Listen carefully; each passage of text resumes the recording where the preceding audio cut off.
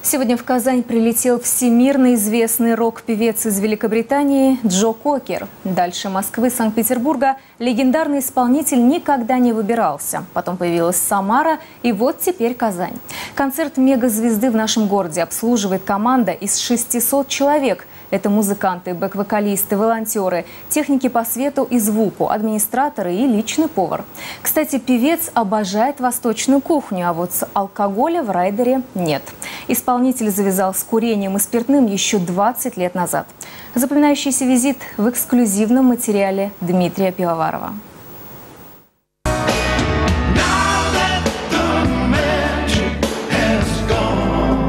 Этот хрипловатый баритон не отпускает уже несколько десятилетий слушателей по всему миру. Кстати, ветеран рока по-прежнему в строю и работает без пауз. Появление таких групп, как Scorpions, Nazareth, Deep Purple в Волжско-Камском регионе уже не событие. А к Стингу и Джо Кокеру волжане привыкают постепенно, осторожно. И порой сетуя: эх, а что же не раньше?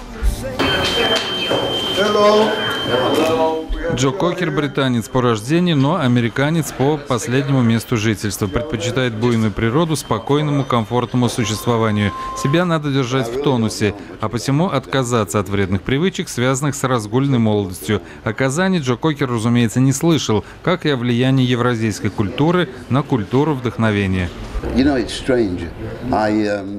Очень странно. По всему миру мои песни становились хитами, но в восточных странах, таких как Китай или Япония, они исчезали куда-то, как в песок. То есть я не чувствую обратной связи. Группа направляется в отель, а вот будет ли у певца и его окружения культурная программа, неизвестно. Кстати, Кокер уже успел ощутить некоторые нюансы российской действительности, выступая в Москве, Санкт-Петербурге и Самаре. То, что Госдума России приняла закон о запрете курения в общественных местах, дедушку рока это только вдохновило.